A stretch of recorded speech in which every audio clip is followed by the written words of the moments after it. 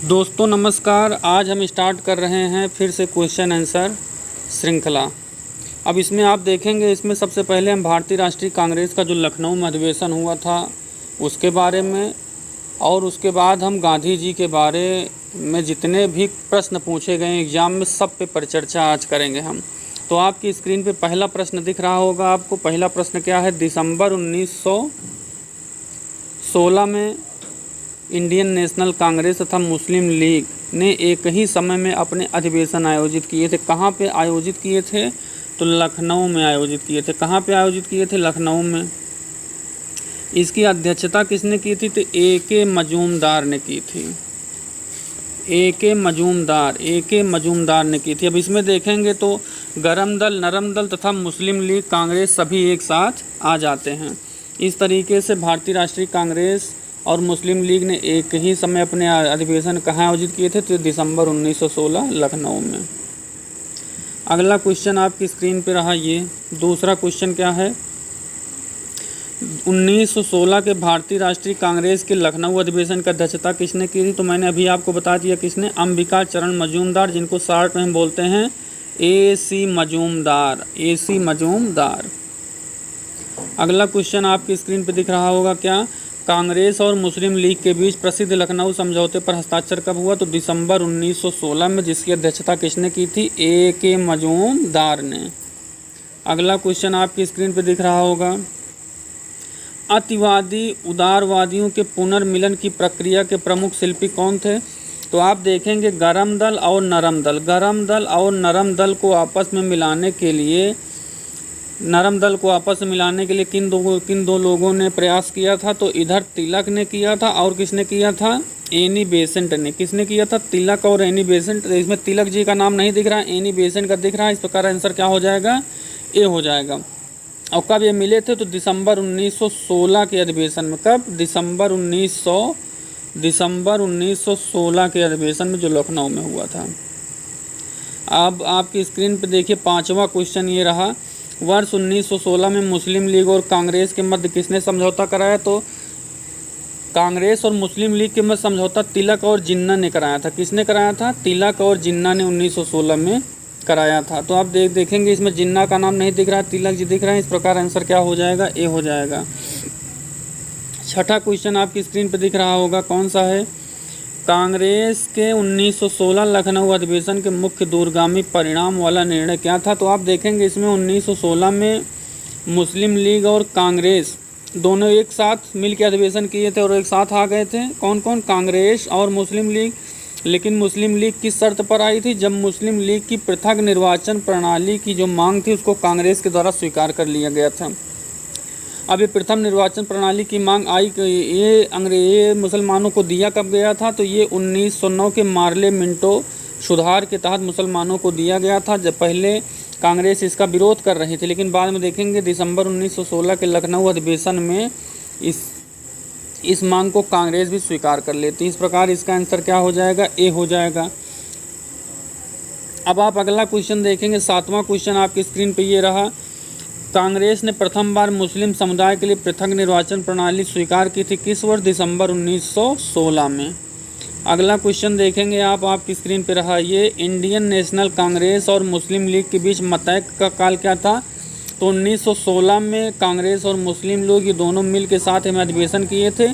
आप देखेंगे तो उसके तहत कब तक इन दोनों के बीच में एकता बनी रही? तो 1916 से लेकर 1922 तक। इसके बाद देखेंगे 1922 में लीग ने फिर से पुराने ढर्रे पे जाकर अपने, तो इनके बीच मतैक काल का कार्यकाल कब से कब तक था? 1916 से 1922 तक था। इस प्रकार इसका आंसर क्या हो जाएगा? इसका आंसर बी हो जाएगा।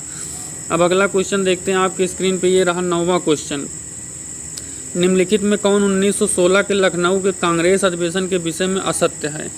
तो इसकी अध्यक्षता अंबिका चरण मजूमदार ने नहीं की थी। गलत है, बिल्कुल गलत है। मैंने अभी आपको बताया था क्या कि इसकी अध्यक्षता किसने की थी? अंबिका चरण मजूमदार ने दिसंबर 1916 के लखनऊ अधिवेशन की। इस प्रकार इसमें आंसर क्या सही हो जाएगा? ए, क्योंकि यही असत्य है। इसमें पूछ रहा है कौन सा असत्य है, तो इसका आंसर इस प्रकार से ए हो जाएगा सही। अब अगला क्वेश्चन देखते हैं 10वां क्वेश्चन। निम्नलिखित भारतीय राष्ट्रीय कांग्रेस के किस अधिवेशन में महात्मा गांधी को चंपारण के किसानों की समस्याओं से अवगत कराया? तो देखेंगे दिसंबर 1916 में जो लखनऊ का अधिवेशन हुआ था, इसी में बिहार के चंपारण के नेता थे, किसान नेता राजकुमार शुक्ल थे। कौन? राजकुमार शुक्ल। ये आके इसमें गांधी जी से मिलते हैं और आके बताते हैं कि वहाँ पे 3 कठिया पद्धति प्रचलित है, जिसके तहत ज़बरदस्ती 3/20 भाग पर नील की खेती कराई जाती है। और उसके निदान के लिए उन्होंने गांधी जी से क्या कहा कि गांधी जी आके आप चंपारण में इसके खिलाफ क्या करिए, आंदोलन करिए, सत्याग्रह करिए, आप अंग्रेज़ों से बात करिए। तो सर्वप्रथम कब अवगत कराया गया? तो दिसंबर 1916 के लखनऊ अधिवेशन में राजकुमार शुक्ल के द्वारा गांधी जी को। इस प्रकार इसका आंसर क्या हो जाएगा? डी हो जाएगा। अब देखिए, होम रूल लीग आंदोलन सर्वप्रथम किसने स्टार्ट किया? तो होम रूल लीग आंदोलन आप देखेंगे, होम रूल आंदोलन की जो संकल्पना आप देखेंगे 1914 में सर्वप्रथम किसने प्रकाशित की थी? तो होम रूल आंदोलन की संकल्पना एनी बेसेंट ने अपने जो उनकी पत्रिका थी, समाचार पत्र कह सकते हैं, कॉमनवेल्थ,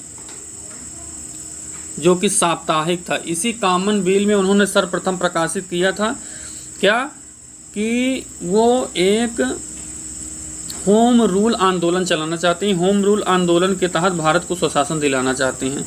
सर्वप्रथम किसके विचार में आया ये? तो ये आया एनी बेसेंट। एनी बेसेंट ने इसका प्रकाशन 1914 में कॉमनवेल्थ में किया था। लेकिन सबसे पहले स्टार्ट किसने किया? तो आप देखेंगे अप्रैल 1916 में तिलक जी ने स्टार्ट किया, और सितंबर 1916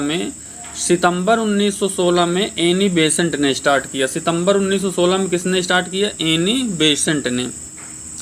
तो सबसे पहले तिलक जी ने स्टार्ट किया। इस प्रकार इसका आंसर डी हो जाएगा। दूसरा क्वेश्चन आप देखिए, 1915-16 में 2 होम रूल लीग आरंभ की गई थी, किसके नेतृत्व में? तिलक और एनी बेसेंट। अप्रैल 1916 में तिलक जी ने और सितंबर 1916 में एनी बेसेंट ने स्टार्ट किया था। इस प्रकार इसका आंसर ए। अगला क्वेश्चन देखिए आपकी स्क्रीन पे ये रहा, एनी बेसेंट किससे संबंध थी? तो गृह शासन आंदोलन, जिसको अभी हम होम रूल नाम से जान रहे हैं, उसी के हिंदी में लिखा है गृह शासन आंदोलन से। अगला क्वेश्चन चौथा देखिए, चौथा क्वेश्चन आपकी स्क्रीन पर रहा ये, प्रथम विश्व युद्ध के दौरान आंदोलन जो सर्वाधिक लोकप्रिय हुआ कौन था? तो होम रूल आंदोलन था। होम रूल आंदोलन चूँकि स्टार्ट कब हुआ था? 1916 में। ये सबसे फेमस था विश्व युद्ध में। ये क्यों किया गया था? तो स्वशासन के लिए अंग्रेजों पर दबाव बनाने के उद्देश्य से तिलक और एनी बेसेंट ने इस आंदोलन की शुरुआत की थी। तिलक और एनी बेसेंट ने। अगला क्वेश्चन अब आप देख रहे हैं, निम्नलिखित में किसका योगदान होम रूल लीग में नहीं था? तो बाल गंगाधर तिलक, एनी बेसेंट ने तो स्टार्ट ही किया था। अब सुब्रमण्यम अय्यर जो थे वो एनी बेसेंट की लीग से रिलेटेड थे। टी.एस. अलकाट ये होम रूल लीग से संबंधित नहीं थे। इस प्रकार इसका आंसर क्या हो जाएगा? अच्छा, टी.एस. अलकाट के बारे में आप देखेंगे तो मैडम ब्लाटवस्की और कर्नल अलकाट जो थे वो किसकी स्थापना किए थे? तो वो किए थे आप देख रहे हैं ये किए थे थियोसॉफिकल सोसाइटी की। मैडम ब्लाटवस्की और कर्नल अलकाट ने किसकी स्थापना की थी? थियोसॉफिकल सोसाइटी की। इस प्रकार टी.एस. अलकाट जो हैं वो इससे रिलेटेड नहीं हो रहेंगे। इसका आंसर डी हो जाएगा। अब अगला क्वेश्चन देख रहे हैं आपकी स्क्रीन पर रहा ये 6वां क्वेश्चन, कौन होम रूल आंदोलन से जुड़ा नहीं है? तो एनी बेसेंट चलाया है होम रूल आंदोलन, तिलक जी ने भी चलाया। अभी मैंने आपको बताया सुब्रमण्यम अय्यर किसकी लीग से संबंधित थे? एनी बेसेंट की। इस प्रकार इसका आंसर क्या हो जाएगा? इसका आंसर हो जाएगा ए। 7वां क्वेश्चन आपकी स्क्रीन पर दिख रहा है, किस अधिवेशन में होम रूल समर्थक अपनी राजनीतिक शक्ति का सफलतापूर्वक प्रदर्शन कर सके? अब देखिए, कांग्रेस अधिवेशन 1916 दिसंबर में होता है। दिसंबर 1916 में इसकी अध्यक्षता अंबिका चरण मजूमदार करते हैं। इसी में देखेंगे मुस्लिम लीग और कांग्रेस, गर्मपंथी तथा नरमपंथी, ये सभी मिलके एक साथ आ जाते हैं इसी अधिवेशन में। अब इसमें आप देखेंगे कि राजनीति, अब इसमें होम रूल समर्थक क्या किए थे? तो होम रूल समर्थकों ने इसमें जाने के लिए एक गाड़ी पूरी बुक कर ली थी। रेलवे जो है उसके एक गाड़ी पूरी बुक कर ली थी, और उसको कौन सी एक्सप्रेस कहा? तो होम रूल एक्सप्रेस कहा। और इसमें आप देखेंगे कि जो होम रूल के जो सदस्य हैं और उसके जो कार्यकर्ता हैं, उन्होंने कहा कि आप बढ़ चढ़ कर इस अधिवेशन में जाकर के हिस्सा लीजिए। इस प्रकार इसमें ज़्यादातर सदस्य आप देखेंगे होम रूल लीग से रिलेटेड थे। इस प्रकार इसका आंसर क्या हो जाएगा, ए हो जाएगा। चूँकि दिसंबर 1916 में अधिक से अधिक किस लीग के लोगों ने भाग लिया था, तो होम रूल लीग। 8वां क्वेश्चन आप देखिए, होम रूल आंदोलन भारत के स्वतंत्रता संग्राम के एक नए चरण के आरंभ का द्योतक था। क्यों? क्योंकि इसने देश के सामने स्वशासन की एक नींव रखी। स्वशासन में सेल्फ गवर्नमेंट, ये क्या चाहते थे होम रूल आंदोलन के तहत? स्वशासन चाहते थे।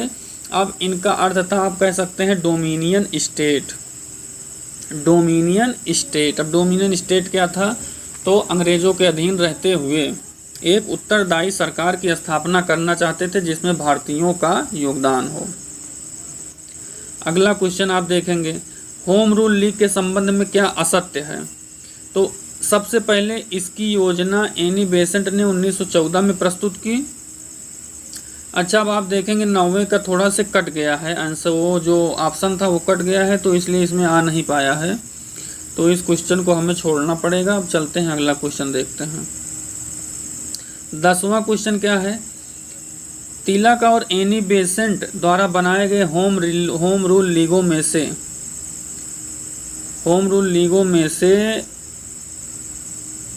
से अब ये भी कट गया है थोड़ा सा, किसमें मिला दिया गया, मिल गए शायद ये है।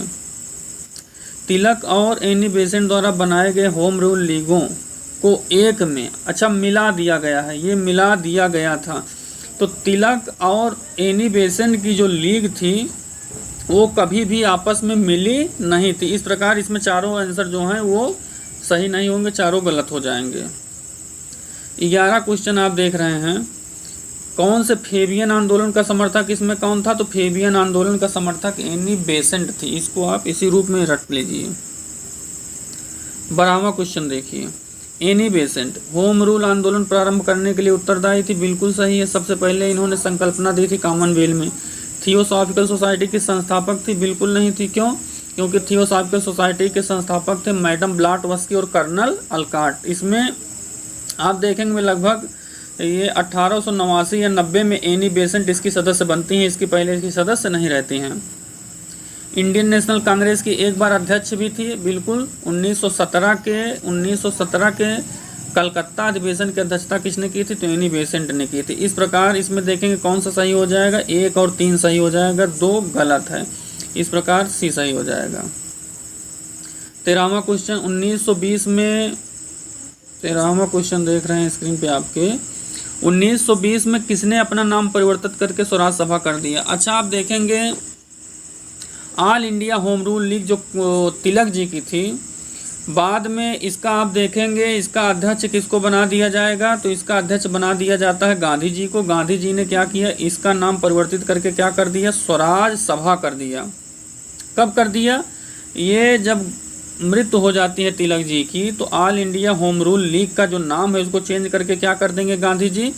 स्वराज सभा कर देंगे। क्या कर देंगे? स्वराज सभा। इस प्रकार इसका आंसर क्या हो जाएगा? ए हो जाएगा। 14वां क्वेश्चन, अब गांधी जी के बारे में जितने भी क्वेश्चन हैं वो एक साथ पीडीएफ में आपको दिख रहे होंगे। गांधी जी के पिता जो थे करमचंद गांधी कहाँ के दीवान थे? तो पोरबंदर, बीकानेर, वांकानेर जो लिखा है, बीकानेर और राजकोट, ये तीनों स्थानों के दीवान कौन थे? गांधी जी के पिताजी थे। इस प्रकार इसमें क्या हो जाएगा? इसमें आप देखेंगे चारों सही है, डी सही हो गया।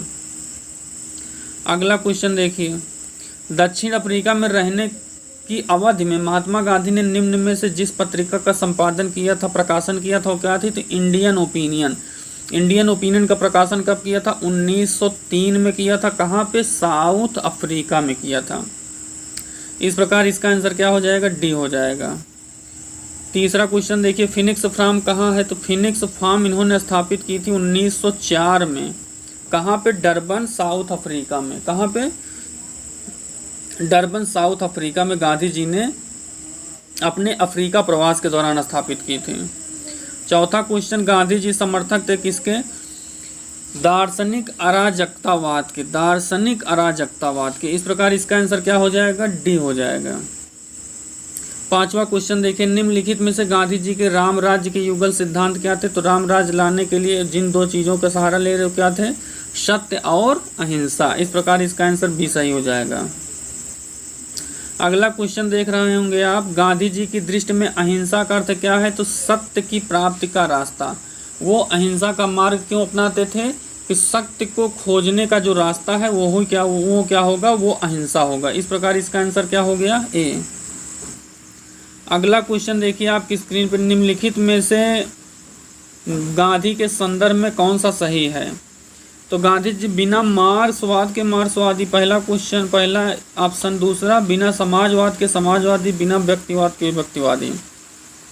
ये समाजवादियों में एक व्यक्तिवादी थे तथा समाजवादियों में एक मार्क्सवादी थे। इसको इसी रूप में आप याद कर लीजिए, आंसर आएगा तो आप इसी को टिक करेंगे।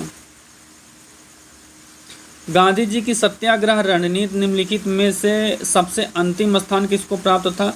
तो सत्याग्रह में वो बहिष्कार भी करते थे, उपवास भी करते थे, धरना भी करते थे, लेकिन सबसे अंत में अगर किसी से काम नहीं चलेगा तब वो हड़ताल का आयोजन करते थे, सबसे अंत में। इस प्रकार इसमें डी क्या हो जाएगा? ऑप्शन सही हो जाएगा। 9वां क्वेश्चन देखिए आपकी स्क्रीन पे, गांधी जी के सिद्धांत के अनुसार निम्न में से कौन सा एक कथन सही नहीं है? सत्याग्रही का उद्देश्य शत्रु को पराजित करना है। ये बिल्कुल गलत है। ये गलत इस सेंस में है कि सत्याग्रही का उद्देश्य शत्रु को पराजित करना नहीं, बल्कि शत्रु के मन को परिवर्तित करके अपने पक्ष में करना है। तो इसमें पूछ रहा है कौन सा सही नहीं है? तो ये हो जाएगा, इसमें सही नहीं है, ये गलत है। क्यों? क्योंकि सत्याग्रही का उद्देश्य शत्रु को पराजित न करके शत्रु को अपने पक्ष में करना है, उसका मन द्रवित करके।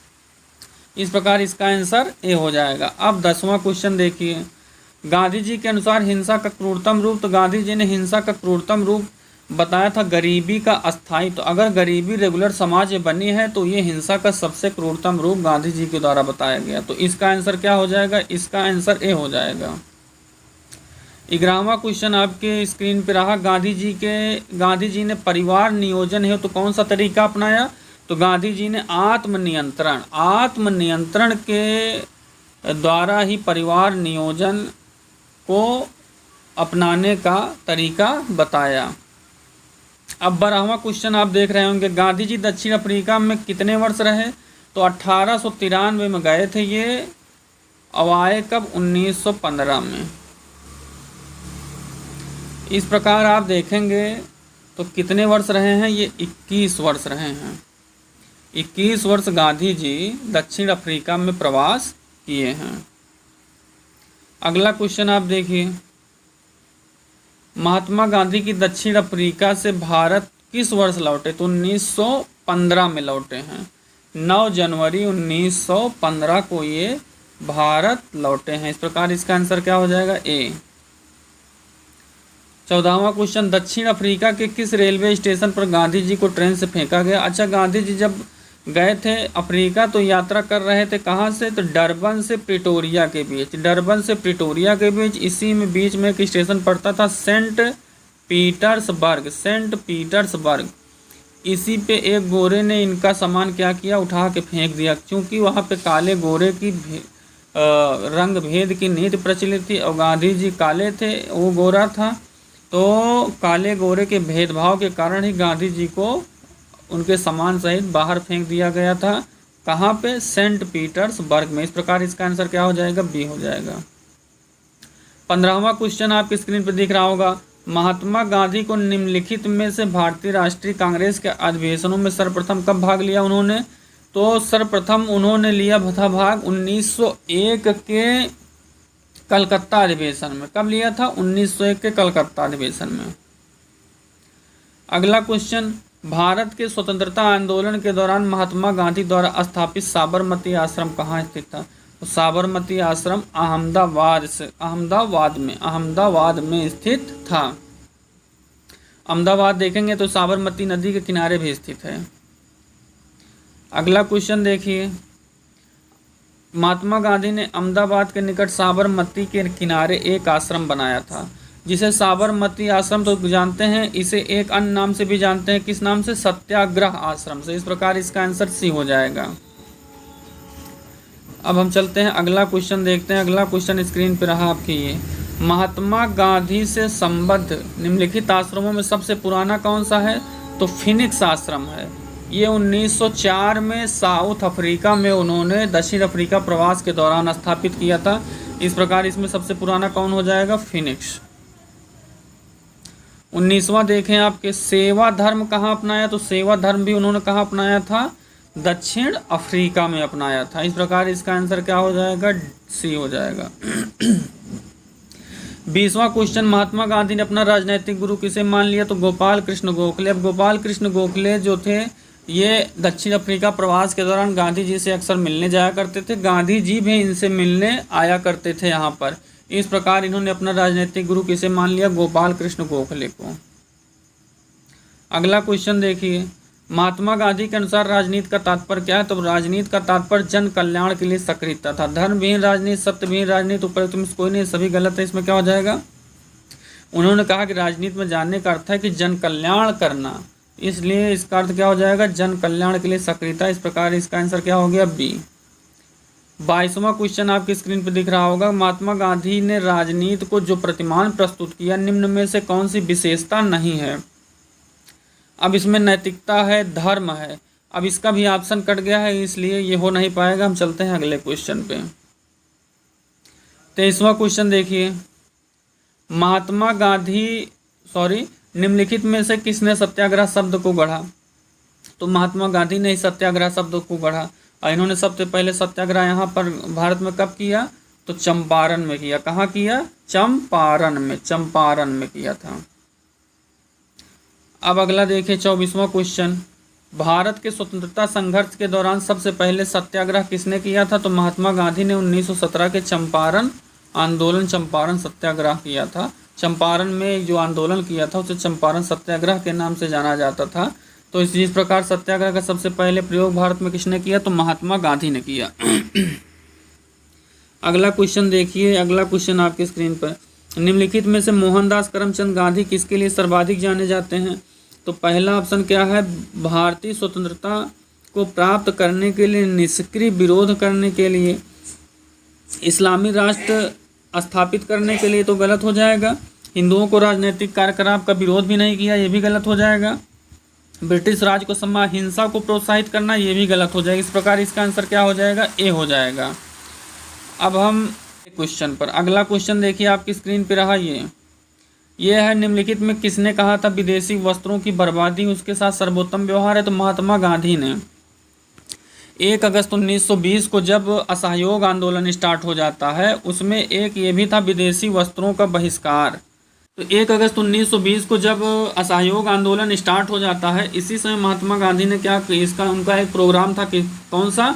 तो उसमें विदेशी वस्त्रों का बहिष्कार का भी एक प्रोग्राम था। उसी समय इन्होंने क्या कहा था कि विदेशी वस्त्रों की बर्बादी उनके साथ सर्वोत्तम व्यवहार है। किसने? महात्मा गांधी जी ने। इस प्रकार इसका आंसर भी हो जाएगा। लेकिन इसका विरोध कौन करता है? तो रविन्द्रनाथ टैगोर जी करते हैं। अच्छा, पिछले वीडियो में हमने देखिए जो असहयोग आंदोलन मैंने 1919 में बता दिया था, उसमें 1 अगस्त 1920 हो जाएगा, वो बाई मिस्टेक हो गया था। उसी में देखेंगे बाई मिस्टेक एक और हो गया था क्या, कि बंगाल का विभाजन मैंने 1805 लिख दिया था, ये होगा 1905।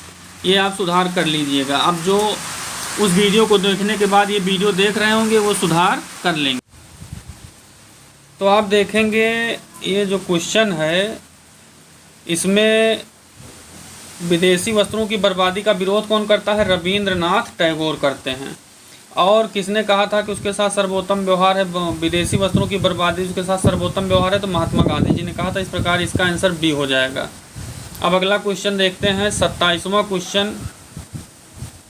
27वां क्वेश्चन क्या है? ब्रिटिश निर्मित उत्पादों का महात्मा गांधी का बहिष्कार प्रभावी हुआ क्योंकि ब्रिटेन भारत को क्या समझता था? नौ परिवहन केंद्र बिल्कुल नहीं होगा, ये औद्योगिक केंद्र नहीं समझता था, खनिज संसाधनों का स्रोत भी नहीं समझता था, वो निर्मित वस्तुओं का बाजार समझता था। ऐसा क्यों है?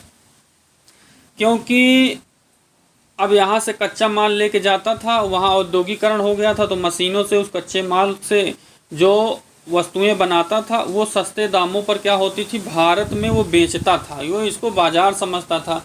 अब यहाँ हाथ से बनी वस्तुएं मशीन से बनी वस्तुओं की तुलना में महंगी होती थी। इस प्रकार भारतीय व्यापारी क्या होते हैं, दिवालिया हो जा रहे थे और उनका सामान धड़ल्ले से बिक रहा था। इस प्रकार बहिष्कार क्यों किया गया, तो क्योंकि वो बाजार इसको केवल समझता था और भारतीयों के हित में कोई काम उसने नहीं किया। अब 28वां क्वेश्चन आप देखिए, महात्मा गांधी के राजनीतिक जीवन के निम्नलिखित घटनाओं का कालक्रम क्या है। तो महात्मा गांधी जब भारत में आते हैं तो सबसे पहले 1917 में चंपारण करेंगे, फिर अहमदाबाद मिल आंदोलन 1918 में करेंगे, फिर खेड़ा करेंगे ये भी 1918 में, फिर असहयोग आंदोलन कब करेंगे, 1920 में। कब करेंगे, 1920 में। तो इस प्रकार कौन सा हो जाएगा, तो सबसे पहले चंपारण, फिर अहमदाबाद, फिर खेड़ा, फिर असहयोग। तो 1 2 3 4 बी हो जाएगा।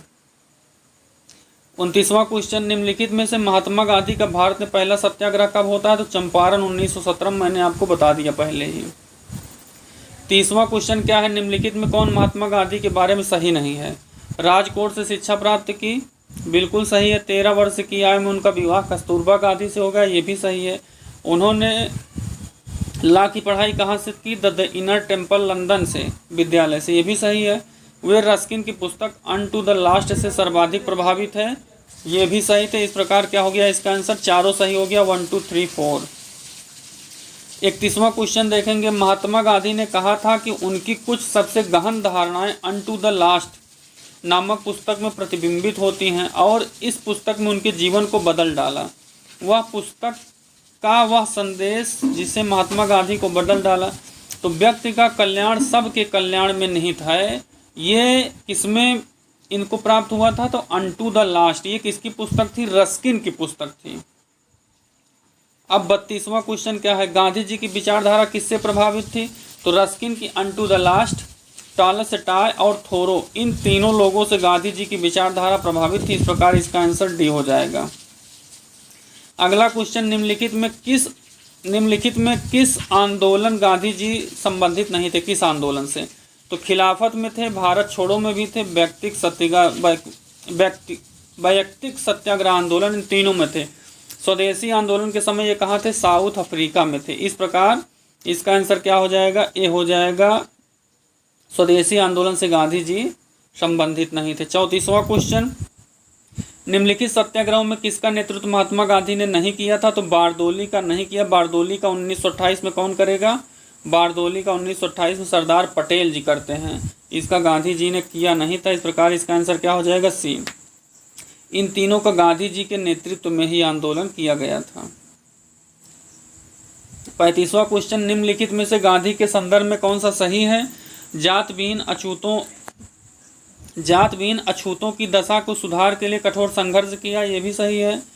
असहयोग आंदोलन शुरू किया, ये भी सही है। सविनय अवज्ञा आंदोलन शुरू किया, अच्छा ये तीनों सही है। इस प्रकार इसका आंसर क्या हो जाएगा, डी हो जाएगा।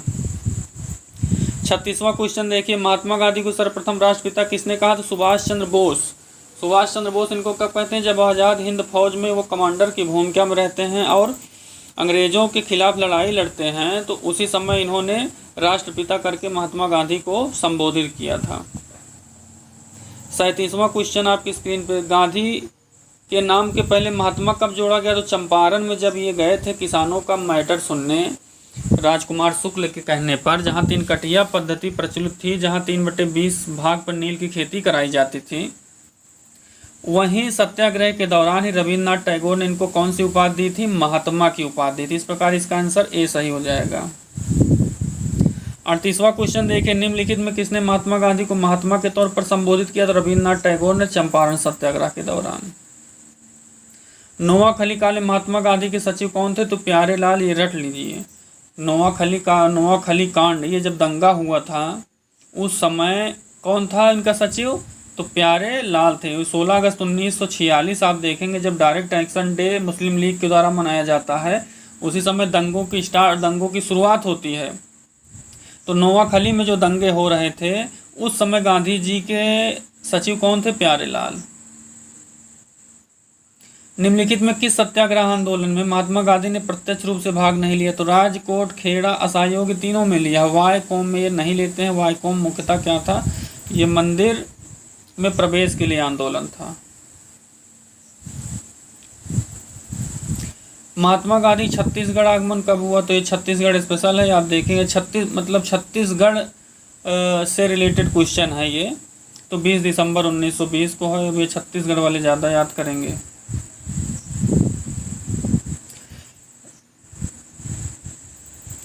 गांधी के निम्नलिखित अनुयायियों में से कौन पेशे से शिक्षक था? तो आप देखेंगे A.N. सिन्हा वकील, बृजकिशोर प्रसाद वकील। राजेंद्र प्रसाद मूलतः थे वकील, लेकिन उन्होंने कुछ समय के लिए शैक्षिक कार्य किया था, शिक्षण संबंधी कार्य कुछ समय के लिए किया था, लेकिन आप देखेंगे ये मूलतः वकील थे। लेकिन J.B. कृपलानी क्या थे? ये शिक्षक थे। इस प्रकार इसका आंसर क्या हो जाएगा? C सही हो जाएगा। 43 क्वेश्चन क्या है? निम्न उद्योगपतियों में सबसे लंबे समय तक AICC ऑल इंडिया कांग्रेस आप कह सकते हैं के खजांची तथा सन 1930 में जेल भी गए। तो sir all India Congress committee जो है इसके खजांची कौन रहे? तो जमुना लाल बजाज थे। कौन थे? जमुना लाल बजाज थे। इस प्रकार आप ये भी याद कर लीजिएगा कि सबसे अधिक समय तक खजांची कौन थे? जमुना लाल बजाज। 44वां, भारतीय कपड़ा व्यापारी, बैंकर, कांग्रेसी तथा महात्मा गांधी का निकट सहयोगी कौन है? तो वही जमुना लाल बजाज है, जो अभी खजांची आप थे उसमें AICC के। स्वाधीनता आंदोलन के दौरान महात्मा गांधी का अंग्रेजी मित्र कौन था? तो C.F. Andrews, reverend Charlie Andrews, C.F. Andrews, जिन्हें हम दीन बंधु भी कहते हैं, दीन बंधु के नाम से C.F. एंड्रूज प्रसिद्ध हैं। यही स्वाधीनता आंदोलन के दौरान महात्मा गांधी के करीबी मित्र थे, आप कह सकते हैं। तो अगला क्वेश्चन, मंदिर की संज्ञा गांधी जी ने किस जेल को दी थी? तो मंदिर की संज्ञा यरवदा जेल को दी थी। जब सविनय अवज्ञा आंदोलन के दौरान वो गिरफ्तार हुए थे तो कहाँ रखे गए थे? यरवदा जेल में, महाराष्ट्र के पुणे में है ये। इसको गांधी जी ने किसकी संज्ञा दी थी? मंदिर की संज्ञा दी थी। 47वां क्वेश्चन देखिए, भारत की स्वाधीनता के समय महात्मा गांधी कांग्रेस कार्यकारिणी समिति के सदस्य थे, कांग्रेस अध्यक्ष थे, कांग्रेस महासचिव थे। ये तीनों गलत है। कांग्रेस के सदस्य नहीं थे। जब कांग्रेस के सदस्य नहीं थे तो तीनों वैसे भी नहीं हो सकते हैं। तो इसका आंसर क्या हो जाएगा? B, वो कांग्रेस के सदस्य नहीं थे। 48वां क्वेश्चन, गांधी जी की मृत्यु पर किसने कहा कि हमारे जीवन का प्रकाश चला गया है? तो जवाहरलाल नेहरू जी ने अपने भाषण में कहा था कि हमारे जीवन का प्रकाश चला गया है गांधी जी की मृत्यु पर। गांधी जी की मृत्यु कब हुई थी? तो 30 जनवरी 1948 को। अब 49वां क्वेश्चन देखते हैं। 49वां क्वेश्चन ये रहा, वन मैन बाउंड्री फोर्स किसने कहकर इनको पुकारा था? तो माउंट बेटन ने। जब बंगाल में दंगों की शुरुआत हो गई थी तो वहाँ पे दंगों को शांत कराने का काम कौन कर रहा था? गांधी जी अकेले कर रहे थे। इसलिए माउंट बेटन ने इन्हें क्या कहा? One man boundary force. निम्न में से किसने महात्मा गांधी को आदेशित किया था कि वह भारत में प्रथम वर्ष खुले कान पर मुंह बंद कर व्यतीत करे? तो इनके गुरु ने कहा था। इनके गुरु कौन थे? गोपाल कृष्ण गोखले। अगला क्वेश्चन, भारतीय राजनीति में प्रवेश के पूर्व 1 वर्ष तक देश में पर्यवेक्षक एवं विद्यार्थी के रूप में रहने की सलाह किसने दी थी?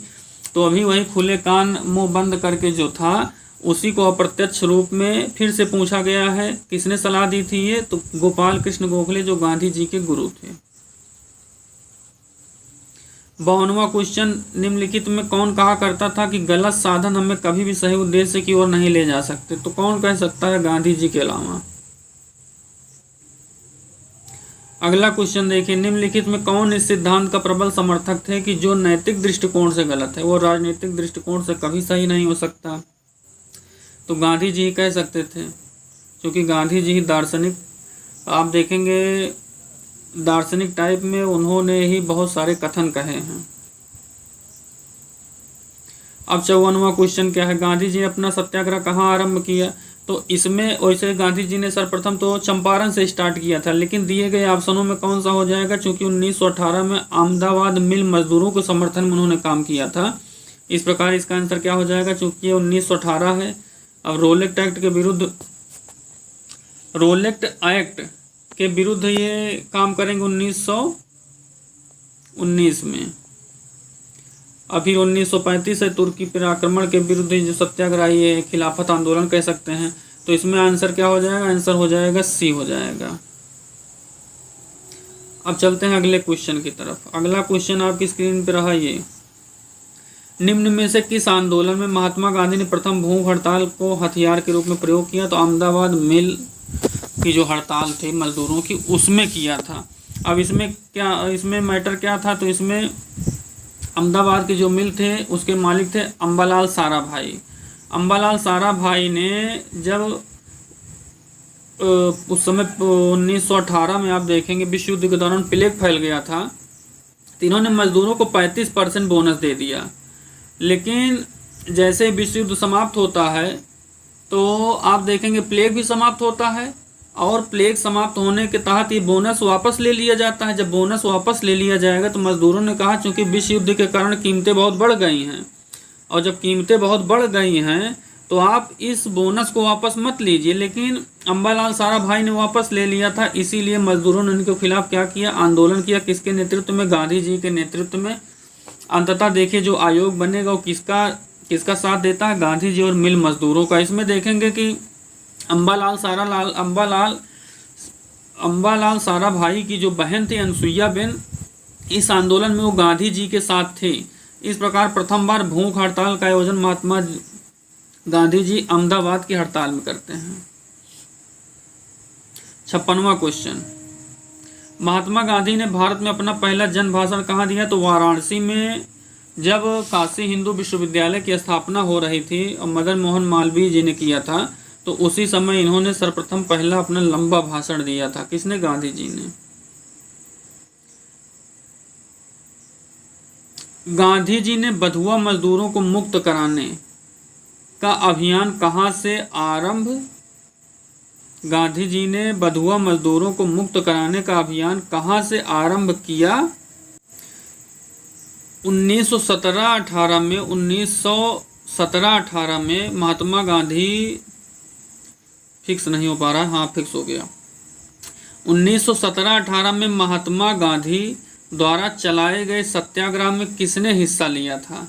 तो मजदूरों ने हिस्सा लिया था। चूंकि अहमदाबाद मिल में जो आंदोलन चल रहा था वो मजदूरों के समर्थन में गांधी जी ने किया था। तो कौन भाग लेगा? मजदूर भाग लेंगे इसमें। अगला क्वेश्चन आपकी स्क्रीन पे रहा, निम्नलिखित में महात्मा गांधी का कौन सा संघर्ष औद्योगिक श्रमिकों से संबंधित था? तो अहमदाबाद मिल मजदूरों का, भी सही हो जाएगा।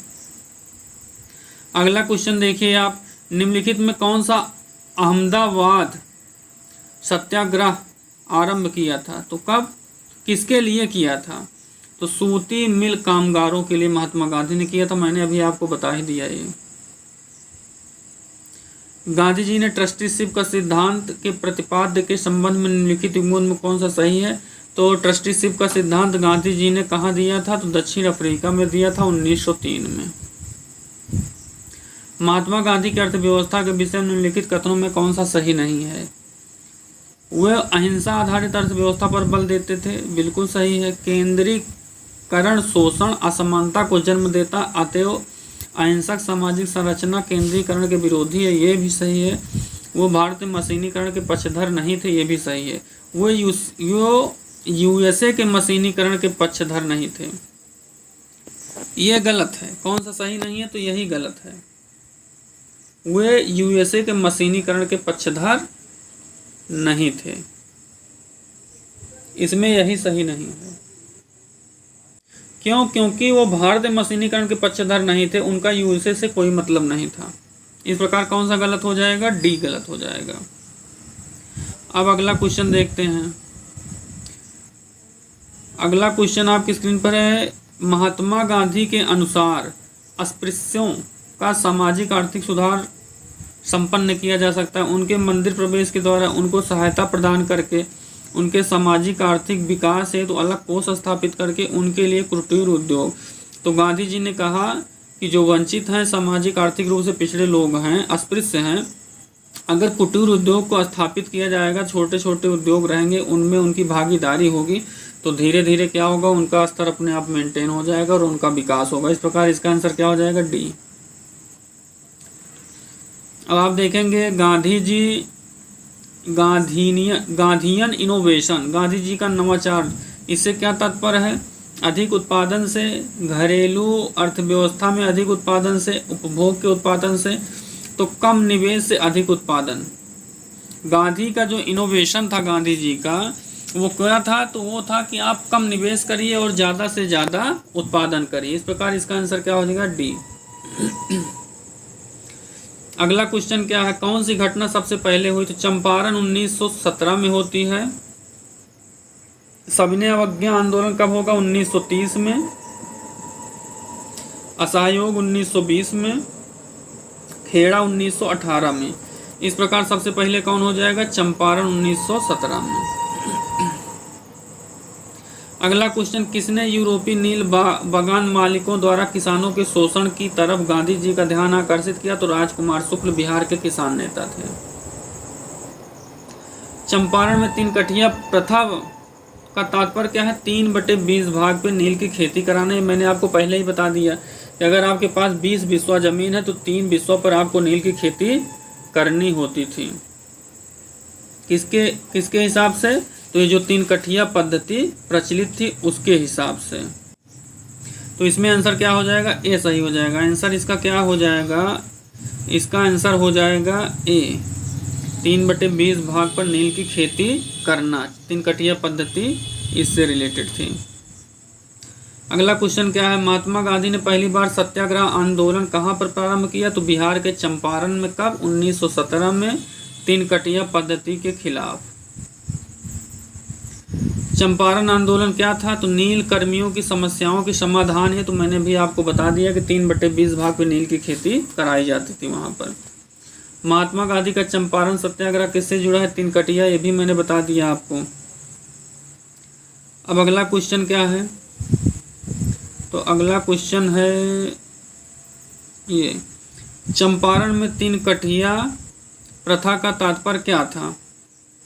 तो इसमें किसानों द्वारा 3/20 भाग पर नील की खेती कराई जाती थी। अब देखेंगे कि इस समय क्या था कि बाजार में प्राकृतिक नील के जगह पे केमिकल नील का उत्पादन होने लगा था। जब केमिकली नील उत्पादित होने लगी थी तो जो प्राकृतिक नील थी अब उसकी मांग कम हो गई, चूँकि केमिकल जो नील थी जो बनाई जाती थी रसायन के द्वारा वो ज़्यादा चटक रहती थी, ज़्यादा समय तक चलती थी, इसलिए उसकी मांग ज़्यादा हो गई और उसका रेट भी कम था।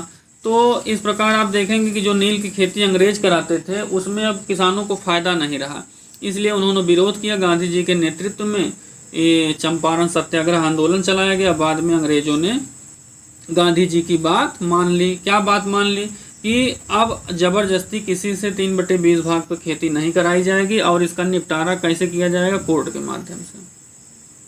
इस प्रकार इसका आंसर क्या हो गया? ए सही हो गया। 3 कठिया कानून किस स्थान पर किसकी खेती संबंधित है? तो चंपारण में नील की खेती से। अगला क्वेश्चन क्या है? राजेंद्र प्रसाद ने महात्मा गांधी को चंपारण आने तथा कृषकों की समस्या जांच करने के लिए राज्य किया। गलत है। क्यों? क्योंकि राजकुमार शुक्ल ने किया था। चंपारण में जेबी कृपलानी महात्मा गांधी के सहयोगियों में से एक थे। बिल्कुल सही है। अब गांधी जी के साथ कौन कौन गया था यहाँ? तो यहाँ गए थे RJ, YMN, MB। R से कौन हो गया? राजेंद्र प्रसाद। J से कौन हो गया? JB कृपलानी। M से कौन हो गया? महादेव देसाई। N से कौन हो गया? नरिहर पारिक। और M से कौन हो गया? मजरुल हक। और B से कौन हो गया? ब्रिज किशोर। इतने लोग गांधी जी के साथ गए थे। इसी में देखेंगे अनुग्रह नारायण सिन्हा भी थे। तो इतने लोग गांधी जी के साथ गए थे। तो इसमें एक का नाम मिल रहा है किसका? JB कृपलानी का। इस प्रकार आंसर B हो गया। अगला क्वेश्चन देखिए, चंपारण संघर्ष में निम्नलिखित में किसने महात्मा गांधी का साथ दिया? तो राजेंद्र प्रसाद, अनुग्रह नारायण सिन्हा। अभी मैंने पिछले क्वेश्चन में बता दिया। अगला क्वेश्चन क्या है?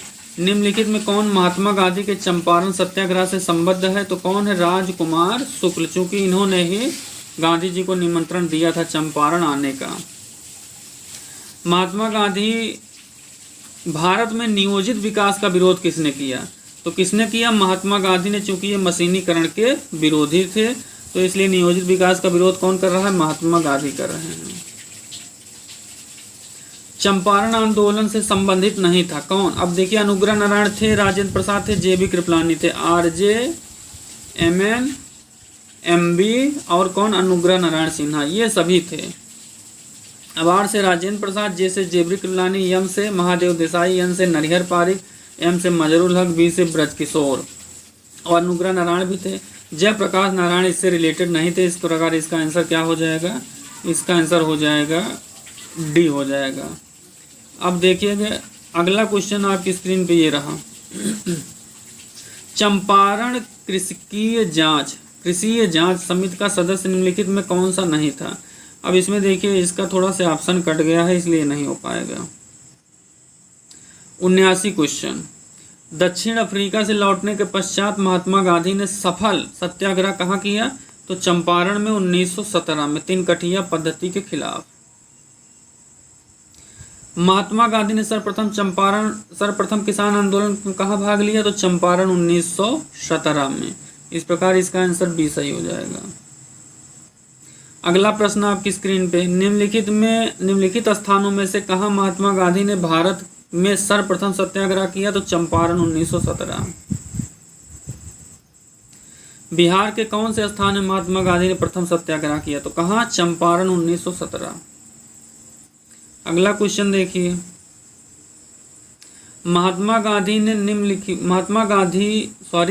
निम्नलिखित में से किसने नील की खेती के संबंध में चंपारण में महात्मा गांधी को आमंत्रित किया? तो किसने? बिहार के किसान नेता राजकुमार शुक्ल ने। अब अगला क्वेश्चन देखिए,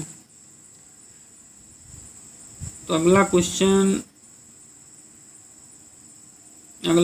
आपकी स्क्रीन पे ये रहा। चंपारण सत्याग्रह के संबंध में सही नहीं है। किसानों से जुड़ा था, बिल्कुल सही है। तिनकठिया पद्धति के विरोध में था, ये भी सही है। राजेंद्र प्रसाद, जेबी कृपलानी भी थे। अब यह प्रथम आंदोलन था जिसे महात्मा गांधी ने संपूर्ण भारत के स्तर पर किया था, तो ये गलत है। क्यों? क्योंकि ये बिहार में चंपारण नामक स्थान पे किया गया था। इस प्रकार इसका आंसर डी। अब अगला क्वेश्चन देखिए, चंपारण नील आंदोलन के राष्ट्रीय नेता कौन हुए? महात्मा गांधी, क्योंकि इन्हीं के नेतृत्व में किया गया था। महात्मा गांधी के चंपारण सत्याग्रह का विरोध किसने किया? तो आंध्र प्रदेश के कृषक नेता थे एन जी रंगा, उन्होंने चंपारण का विरोध किया था। इस प्रकार इसमें ऑप्शन क्या हो गया? बी हो गया। अब आप देखेंगे अगला क्वेश्चन, तो अगला क्वेश्चन क्या है? खेड़ा के किसानों के पक्ष में महात्मा गांधी के सत्याग्रह करने का क्या कारण था? अब आप देखेंगे खेड़ा में पड़ गया था अकाल, लेकिन अकाल पड़ने के कारण किसानों की फसलें नष्ट हो गई थी, लेकिन अंग्रेज सरकार भू राजस्व कम नहीं कर रही थी। किसानों ने कहा कि भू राजस्व में कुछ कमी कर दीजिए, क्योंकि फसलें नष्ट हो गई थी, हम नहीं दे पाएंगे। तो इसलिए अब अंग्रेज इस पर मान नहीं रहे थे, इसलिए महात्मा गांधी के नेतृत्व में किसानों ने किया आंदोलन। तो अकाल पड़ने के बावजूद प्रशासन ने भू राजस्व की उपाय स्थगित नहीं की, बिल्कुल सही है। इसीलिए आंदोलन किया गया था 1918 में महात्मा गांधी द्वारा। प्रशासन का यह प्रस्ताव था गुजरात में अस्थायी बंदोबस्त लागू कर दिया जाए, ये गलत है। इस प्रकार इसका आंसर क्या हो जाएगा? ए हो जाएगा। इसका आंसर हो गया ए हो गया। केवल ए सही है, केवल एक सही है इसमें। अच्छा, आप देखेंगे एक क्वेश्चन इसमें ये वाला छूट गया था, ये 57 जो था, ये 57 छूट गया था। अब इसमें क्या था? महात्मा गांधी ने बधुआ मजदूरों को मुक्त कराने का अभियान कहाँ से आरंभ किया था? आप देखेंगे ये चंपारण में जो 3/20 की पद्धति, तिनकठिया पद्धति प्रचलित थी, तो चंपारण में उसके लिए जो आंदोलन किया था, आप कह सकते हैं तो चंपारण में बधुआ मजदूरी जो प्रचलित थी तिनकठिया पद्धति के रूप में, वहाँ पे स्टार्ट किया था गांधी जी ने सर्वप्रथम। तो इस प्रकार इसमें जो चारों ऑप्शन दिए हैं ये चारों नहीं होंगे, ये क्वेश्चन छूट गया था। इस प्रकार आज हमने गांधी जी से रिलेटेड जितने भी क्वेश्चन आए थे और आप कह सकते हैं होम रूल आंदोलन से सभी क्वेश्चन लगभग करा दिए हैं। अब हम अगले वीडियो में आपसे मिलेंगे, तो आगे जितने भी मॉडर्न हिस्ट्री के क्वेश्चन आएंगे, जो श्रृंखला चल रही है लगातार अब चलती रहेगी। अगर आपको ये वीडियो अच्छा लग रहा होगा तो आप चैनल को ज़रूर सब्सक्राइब करिए, मित्रों के बीच में इसे शेयर भी करिए और इस वीडियो को लाइक करना नहीं भूलेंगे। अब हम अगले वीडियो में आपसे मिलेंगे, तब तक के लिए नमस्कार।